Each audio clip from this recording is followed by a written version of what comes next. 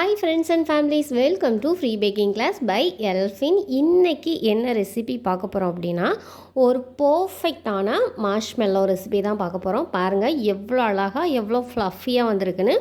இதுக்கு ஒரு 5 பொருள் இருந்தால் போதும், அதை வச்சு ஈஸியாக நம்ம பண்ணிடலாம். ஸோ வீடியோவை ஸ்கிப் பண்ணாமல் பாருங்கள். எந்த அளவுக்கு ஃப்ளஃபியாக எவ்வளோ சாஃப்டாக வந்திருக்குன்னு பாருங்கள்.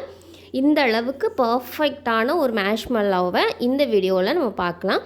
நீங்கள் ஃப்ரீயாகவே பேக்கிங் கற்றுக்கணுமா, இல்லை பேக்கிங் கற்றுக்க ஆவலாக பக்கத்தில் கிளாஸஸ் இல்லையா, ஜஸ்ட் எங்கள் சேனலை சப்ஸ்கிரைப் பண்ணி ஃப்ரீ பேக்கிங் கிளாஸில் ஜாயின் பண்ணிக்கோங்க. இது முற்றிலும் இலவசமாக வழங்கக்கூடிய கேக் பயிற்சி வகுப்பு. ஸோ மிஸ் பண்ணாதீங்க. உங்களுக்கு தேவையில்லையாட்டையும் தேவைப்படுற ஒருத்தவங்களுக்கு ஷேர் பண்ணிங்கன்னா அது உதவியாக இருக்கும். Thank you for all. வாங்க வீடியோக்குள்ளே போகலாம். ஒரு ஈரமில்லாத மிக்ஸி ஜார் எடுத்துக்கலாம். இதில் கரெக்டாக 3 டேபிள் ஸ்பூன் அளவு கார்ன்ஃப்ளவர் மாவு, அதாவது சோள மாவு சேர்த்துக்கலாம். அது கூடவே 3 டேபிள் ஸ்பூன் அளவு சுகர், நார்மல் சுகர் இருக்குல்ல, அது 3 டேபிள் ஸ்பூன் அளவு எடுத்துக்கோங்க. இது ரெண்டையும் சேர்த்துட்டு நல்லா மைய அரைச்சி எடுத்துக்கலாம். நல்லா இந்த மாதிரி பவுடர் மாதிரி டெக்ஸ்சரில் இருக்கணும். 1/2 kg ஸ்கொயர் கேக் டின் எடுத்துருக்கேன். இதில் ஆயில் இருக்குல்ல, நார்மலாக வாசனை இல்லாத ஆயில் இதில் சேர்த்துட்டு நல்லா எல்லா இடத்துலையும் படுற மாதிரி ஸ்ப்ரெட் பண்ணி எடுத்துக்கலாம். நான் 1/2 kg எடுத்திருக்கேன். கரெக்டாக எனக்கு சைஸ் வந்துச்சு. நீங்கள் இதை விட கொஞ்சம் பெருசாக எடுத்திங்கன்னா சைஸ் கொஞ்சம் சின்னமாக தான் வரும். இப்போ ஆயில் அப்ளை பண்ணிவிட்டு, இப்போ நம்ம ரெடி பண்ணி வச்சுருக்கோம்ல சர்க்கரையும் கார்ன்ஃப்ளவர் மாவும், அது ரெண்டும் கலந்ததை லைட்டாக சல்லடையில் போட்டு டைரெக்டாக அதில் சளிச்சு விட்டுருங்க. விட்டுட்டு எல்லா இடத்துலையும் அந்த மாவு படுற மாதிரி ஸ்ப்ரெட் பண்ணி எடுத்துக்கோங்க. ஏன்னா அந்த மார்ஷ்மெல்லோ நம்ம போட்டதுக்கப்புறம் இதில் செட் ஆனதுக்கப்புறம் எடுக்கும்போது நம்மளுக்கு ஒட்டாமல் வர்றதுக்காக தான் இந்த ப்ரொசீஜர். ஒரு ஈரமில்லாத பவுல் எடுத்துக்கலாம். இதில் கரெக்டாக 20 கிராம் அளவு, அதாவது 2 டேபிள் ஸ்பூன் அளவு ஜெலட்டின் எடுத்திருக்கேன். இது கூடவே 80 ml அளவு நார்மல் தண்ணி எடுத்திருக்கேன். சுடுதண்ணியில் நார்மல் தண்ணி, அது 1/3 கப்புன்னு சொல்லுவோம்ல, அந்த கப்பில் எடுத்திருக்கேன். இப்போ இது ரெண்டையும் நல்லா கலந்துட்டு ஒரு 10 நிமிஷத்துக்கு அப்படியே வச்சுருங்க. அது நல்லா ஊறி ஜவ்வரிசி மாதிரி வரும். ஓகேவா, ஜவ்வரிசி மாதிரி பிசு பிசுன்னு வரும். அந்தளவுக்கு 10 நிமிஷத்துக்கு ஊற வச்சுடுங்க. இப்போ இன்னொரு பவுல் எடுத்துக்கலாம். இதில் கரெக்டாக 80 ml அளவு தண்ணி, அதாவது 1/3 கப் அளவு தண்ணி, அது கூடவே 250 ml கப்பில் 1 கப் அளவு சர்க்கரை, அதாவது 200 கிராம் அளவு, 1/2 டீஸ்பூன் லெமன் ஜூஸ் சேர்த்துட்டு இதை நல்லா அடுப்பில் மிதமான சூடில், அதாவது ஹை ஃப்ளேமும் வேண்டாம் லோ ஃப்ளேமும் வேண்டாம், ரெண்டுக்கும் மீடியமாக இருக்கும்ல, அந்த ஃப்ளேமில் வச்சுட்டு மெல்ல கிண்டிகிட்டே இருங்க. ஏன்னா இதுதான் நம்மளுக்கு ப்ரொசீஜர். இதில் நீங்கள் சொதப்பிட்டிங்கன்னா மார்ஷ்மெல்லோ சுத்தமாக வராது. ஸோ நல்லா பொங்கி வரணும் நம்மளுக்கு, அதாவது பொங்கி நல்லா மார்ஷ்மெல்லோ சாஃப்டாக வரணுன்னா கொடுத்துருக்க இன்ஸ்ட்ரக்ஷனை நீங்கள் கரெக்டாக ஃபாலோ பண்ணிங்கன்னா தான் வரும். இப்போ நம்மளுக்கு சர்க்கரை கரைஞ்சி நல்லா கொதி வரணும். அது வரைக்கும் நம்ம வெயிட் பண்ணலாம். கொதி நல்லா கொதிக்கணும். கொதித்து ஒரு திக்கான சிரப் மாதிரி வரணும். பக்கத்துலேயே ஒரு பவுலில் தண்ணி வச்சுக்கோங்க, நம்ம செக் பண்ணி பார்க்குறதுக்கு. இப்போ லைட்டாக தான் கெட்டியாகிருக்கு, இன்னுமே கொஞ்சம் கெட்டியாகணும். நம்ம லெமன் ஏன் சேர்த்துருக்கோன்னா, அந்த சுகர் கட்டி ஆகாமல் இருக்கிறதுக்கு, அதாவது கிறிஸ்டல் மாதிரி உடையும்ல, அந்த மாதிரி வராமல் இருக்கிறதுக்காக தான் லெமன் சேர்க்குறது. இப்போ பார்த்திங்கன்னா ஓரளவுக்கு நம்மளுக்கு கெட்டியாகிருக்கு. நான் பக்கத்துலேயே ஒரு பவுலில் தண்ணி வச்சுருக்கேன். இப்போ நம்ம கெட்டியானதை எடுத்து உள்ளே அந்த தண்ணிக்குள்ளே ஊற்றிட்டு உடனே நம்ம எடுத்து பார்த்தோன்னா சுடாது, தண்ணி நிறையா இருக்கனால அந்த ஹீட் அப்சர்வ் ஆயிரும். இப்படி எடுக்கும்போது நம்மளால் அந்த சுகரை அள்ள முடியணும். அள்ளும்போது இந்த மாதிரி ஜெல்லி ஃபார்மில் இருக்கணும். ஓகேவா, அதாவது நம்மளால் பிடிக்க முடியணும். அதை பிடிச்சா தண்ணிக்குள்ளே வலிக்கிட்டு ஓடலாம், அந்த மாதிரி இருக்கக்கூடாது. இந்த மாதிரி ஒரு டெக்ஸ்சரில் இருக்கணும். அந்த டெக்ஸ்சரை விட்டு தாண்டிச்சுன்னாலும் உங்களுக்கு மார்ஷ்மெல்லோ வராது. அதை விட கம்மியாக, அதாவது தண்ணிக்குள்ளே போட்டோன்னா அந்த சுகர் சிரப்பு கரைஞ்சி ஓடுது அப்படின்னாலும் மார்ஷ்மெல்லோ கரெக்டாக வராது. இந்த பக்கம் நம்மளுக்கு கரெக்டாக இருக்கும். இப்போ இந்த மாதிரி டெக்ஸ்சர் அளவு வந்ததுக்கப்புறம் நம்ம நம்ம ஜெலட்டின் ஊற வச்சுருக்கோம்ல, அதை இதில் சேர்த்துடணும். அதாவது இந்த டெக்ஸ்சர் வந்த உடனே சேர்த்துருங்க. சேர்த்திங்கன்னா நுர மாதிரி பொங்கி வரும் அந்த ஹீட்டிலேயே. இப்போ நம்ம எல்லாத்தையும் சேர்த்துட்டு லைட்டாக கிண்டிகிட்டே இருக்கணும். இப்போ லோ ஃப்ளேமில் வச்சிடணும். முதல்ல மீடியம் ஃப்ளேமில் இருந்துச்சு. இப்போ சிம்மில் வச்சுட்டு நல்லா கிளறிட்டே இருக்கணும். கரெக்டாக ஒரு 2 நிமிஷம் அளவு நீங்கள் இந்த மாதிரியே கலந்துகிட்டே இருந்தீங்கன்னா உங்களுக்கு த்ரெட் கன்சிஸ்டன்சின்னு சொல்லுவாங்க, அதாவது நூல் மாதிரி ஃபார்ம் ஆகிற மாதிரி ஒரு கன்சிஸ்டன்சி வரும். அது எப்படி இருக்கும்னு நான் உங்களுக்கு காட்டுறேன். பாருங்கள், இப்போ வந்து நான் எடுத்து காட்டுறேன். இப்போ அள்ளி ஊற்றும்போது அந்த த்ரெட்டு மாதிரி வலிஞ்சு விழுகுது பாருங்களேன், அந்த த்ரெட் கன்சிஸ்டன்சின்னு சொல்லுவாங்க.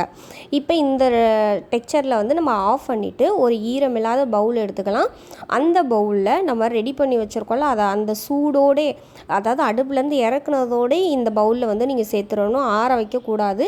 அந்த சூடோடே ஊற்றிட்டு உடனே நம்ம வந்து பீட்ரு எடுத்து ஆன் பண்ணி பீட் பண்ண ஆரம்பிச்சிடணும். எடுத்த உடனே ஹை ஸ்பீடில் போட்டிங்கன்னா டக்குன்னு தெரிச்சிரும். அது கையே வந்து பொக்குளிக்கிற அளவுக்கு ஹீட்டில் இருக்கும்.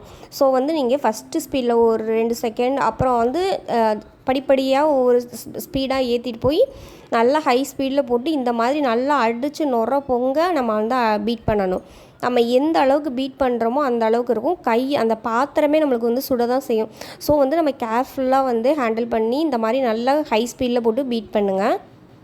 4 நிமிஷத்துக்கு அப்புறம் எனக்கு இந்த மாதிரி ஒரு கன்சிஸ்டன்சியில் வந்திருக்கு. நான் அதுவும் விடாமல் நீங்கள் வந்து நல்லா பீட் பண்ணிகிட்டே இருக்கணும். இப்போ இதில் வந்து வெண்ணிலா எசன்ஸ் வந்து 1 டீஸ்பூன், உங்களுக்கு என்ன ஃப்ளேவர் வேணுமோ அந்த ஃப்ளேவர் வந்து நீங்கள் சேர்த்துக்கலாம். நான் வந்து வெண்ணிலா எசன்ஸ் சேர்த்து நல்லா பீட் பண்ணி எடுத்துக்கிறேன். அதுக்கப்புறமா இதில் நீங்கள் என்ன ஃபுட் கலர் ஆட் பண்ணுறீங்க, உங்களுக்கு விருப்பமோ அந்த ஃபுட் கலர் வந்து ஆட் பண்ணிக்கலாம். நான் வந்து பிங்க் கலர், அதாவது சாஃப்ட் பிங்க் ஜெல் கலர் வந்து ஆட் பண்ணியிருக்கேன். எனக்கு லைட் பிங்க் கலர் இருந்தால் போதும். நீங்கள் டார்க்காக வேணுன்னா கூட பயன்படுத்திக்கலாம். மாதிரி கலர் சேர்த்ததுக்கப்புறம் நல்லா பீட் பண்ணி எடுத்திங்கன்னா, நம்ம எக்கை வந்து செப்பரேட்டாக பீட் பண்ணி எடுப்போம்ல, அப்போம்போது ஒரு ஸ்டிப் பீக் வரும்ல, அந்த அளவுக்கு நம்மளுக்கு வந்து பீட் ஆகி கிடைக்கும். இந்த மாதிரி ஒரு சாஃப்டான க்ரீமியான டெக்ஸ்சர் வந்ததுக்கப்புறம் நம்ம வந்து பீட்டரை ஆஃப் பண்ணிடலாம். பீட்டரை ஆஃப் பண்ணிவிட்டு நம்ம ரெடி பண்ணி வச்சுருக்க மோல்டு இருக்குல்ல, அந்த 1/2 kg மோல்டில் சர்க்கரையும் கார்ன்ஃப்ளவரும் போட்டு வச்சுருக்கோம்ல, அதில் வந்து இந்த பேட்டரை வந்து நம்ம சேர்த்துக்கணும். பாருங்கள் எவ்வளோ சாஃப்டாக, எவ்வளோ ஷைனான ஒரு டெக்ஸ்சரில் இருக்குன்னு. இந்த மாதிரி எல்லாத்தையும் நம்ம சேர்த்ததுக்கப்புறம் இது மேலேயும் நம்ம வச்சுருக்கோம்ல சுகர் பவுடரும் கார்ன்ஃப்ளவர் மாவும், அதை வந்து லைட்டாக சளிச்சு விட்ருங்க. லைட்டாக எல்லா இடத்துலையும் படுற மாதிரி ஸ்ப்ரெட் பண்ணிவிட்டு வந்து 5 மணி நேரம் அளவு நார்மல் ரூம் டெம்பரேச்சரில் அப்படியே வச்சுருங்க. அது நல்லா இறுகி செட் ஆனதுக்கப்புறமா தான் கட் பண்ணணும். நம்ம கட் பண்ணுறதுக்கு தான் மீதி இருக்க அந்த கார்ன்ஃப்ளவரும் சுகர் பவுடரை வச்சு யூஸ் பண்ணுவோம். ஸோ வந்து எதுவுமே வேஸ்ட்டாக 5 மணி நேரத்துக்கு அப்புறம் நான் வந்து இதை ரிமூவ் பண்ண போகிறேன். லைட்டாக பொறுமையாக எடுங்க. ஏன்னா நீங்கள் ஃப்ளார் வந்து ஒழுங்காக சுற்றி போடலைன்னா அது எடுக்க வராது. நீங்கள் எல்லா இடத்துலையும் அந்த கார்ன்ஃப்ளவர் மாவும் சுகரும் சேர்ந்து ஸ்ப்ரெட்டாக இருந்தால் தான் கத்தியில் எடுக்கும்போது நம்மளுக்கு வந்து ஒட்டாமல் வரும். ஸோ வந்து நல்லா ஸ்ப்ரெட் பண்ணிக்கோங்க. இந்த மாதிரி லைட்டாக எடுத்து விட்டுட்டு நம்ம ஃபுல்லாத்தையும் ரிமூவ் பண்ணிக்கலாம். டீமோல்ட் பண்ணதுக்கப்புறம் ஒரு கத்தியில் லைட்டாக கார்ன்ஃப்ளவர் மாவும் அந்த சுகர் பவுடரும் கலந்ததை லைட்டாக நைஃப்லையும் தடவிக்கோங்க அந்த கத்தியிலையும். அதுக்கப்புறமா நீங்கள் கட் பண்ணிங்கன்னா அந்த கத்தியில் ஒட்டாமல் வரும், இல்லைன்னா கத்தியில் ஒட்டிகிட்டே வரும். ஸோ வந்து இந்த மாதிரி கட் பண்ணி நம்ம வந்து எடுத்துக்கலாம். ஒருவேளை இந்த மாதிரி கட் பண்ண உங்களுக்கு வசதியாக இல்லை அப்படின்னா வந்து லைட்டாக நெருப்பில் காட்டிட்டு அதுக்கப்புறமா நீங்கள் வந்து கட் பண்ணலாம். அது எப்படி கட் பண்ணுறேன்னு நான் சொல்கிறேன். இந்த மாதிரி கட் பண்ண உடனே ஆப்போசிட் சைடை வந்து கட் பண்ண இடத்த வந்து கார்ன்ஃப்ளவரும் அந்த சுகர் ஃப்ளார் இருக்குல்ல, அதை வச்சு லைட்டாக கோட் பண்ணிடுங்க. அப்போ தான் ஒட்டாமல் இருக்கும். பாருங்கள் எவ்வளோ அழகாக வந்திருக்குன்னு. நான் ப்ளஃபியாக சாஃப்டாக, நான் ஒரு கடையில் வாங்கக்கூடிய மார்ஷ்மெலோ எப்படி இருக்குமோ அதே டெக்ஸ்சரில் இருக்கும். ஸோ வந்து கொடுத்துருக்க இன்ஸ்ட்ரக்ஷனை கரெக்டாக ஃபாலோ பண்ணிங்கன்னா உங்களுக்கு கரெக்டாக வரும். இப்போ நான் வந்து கத்தியை சூடு பண்ணிவிட்டு வந்து உங்களுக்கு கட் பண்ணி காமிக்கிறேன். தான் சூடாக இருக்கணும். ரொம்ப சூடாக இருந்துச்சுன்னா அது வந்து மார்ஷ்மெலோ வந்து உருகிடும். ஸோ லைட்டாக சூடு காட்டிட்டு அதுக்கப்புறம் நீங்கள் வந்து கட் பண்ணிங்கன்னா அழகாக வரும். எந்த அளவுக்கு கட் பண்ணுறதுக்கு ஈஸியாக இருக்குன்னு. ரொம்ப வந்து சூடு பண்ணிட்டீங்கன்னா ரொம்ப மார்ஷ்மெலோ வந்து உருகி வேஸ்ட் ஆயிரும். லைட்டாக வந்து மைல்டாக அடுப்பில் காட்டிட்டு அதுக்கப்புறம் நீங்கள் கட் பண்ணிங்கன்னா ஈஸியாக இருக்கும். பாருங்கள் எந்த அளவுக்கு ஒட்டாமல் க்ளீனாக வந்து கட்டாயி கிடைக்குது. இப்படி கட்டானதுக்கப்புறம் இது எல்லாத்தையும் நம்ம வந்து மீதி இருக்க அந்த சுகரும் கார்ன்ஃப்ளவர் மாவு போட்டதில் வந்து லைட்டாக கோட் பண்ணிவிட்டு அதுக்கப்புறமா நம்ம வந்து ஸ்டோரேஜ் பண்ணிக்கலாம். இப்போ பாருங்கள் எவ்வளோ அழகாக எவ்வளோ நீட்டாக நம்மளுடைய மார்ஷ்மெலோ வந்து ரெடி ஆயிடுச்சுன்னு. பாருங்கள் நம்ம வந்து அந்த சுகர் பவுடரோட கோட் பண்ணதுக்கப்புறம் எவ்வளோ சாஃப்டாக எவ்வளோ பப்ளியாக இருக்குன்னு. ஸோ வந்து வீடியோவை ஸ்கிப் பண்ணாமல் பார்த்ததுக்கு ரொம்பவே நன்றி. இந்த ரெசிபியை நீங்களும் ட்ரை பண்ணி பார்த்துட்டு ஃபீட்பேக் சொல்லுங்கள். இதை நான் வந்து பிச்சு காமிக்கிறேன். பாருங்கள் நம்ம பிக்கும்போது இந்த மாதிரி வரணும். ஓகே, இந்த மாதிரி ஜவ்வு மாதிரி இழுக்கணும். ஓகே, அப்போ தான் இது வந்து கரெக்டான பக்குவத்தில் இருக்குதுன்னு அர்த்தம். இதுதான் மார்ஷ்மெலோ. ரெசிபி உங்களுக்கு பிடிச்சிருந்துச்சுன்னா லைக் பண்ணுங்கள், ஷேர் பண்ணுங்கள் அண்ட் கமெண்ட் பண்ணுங்கள், சப்ஸ்கிரைப் பண்ணுங்கள். பக்கத்தில் இருக்க பெல் ஐக்கானை கிளிக் பண்ணி ஃப்ரீ பேக்கிங் கிளாஸில் ஜாயின் பண்ணிக்கோங்க. இந்த ரெசிபி உங்களுக்கு பிடிச்சிருந்துச்சுன்னா பிங்க் கலர் ஹார்ட்டை கமெண்ட் பாக்ஸில் கமெண்ட் பண்ணுங்கள்.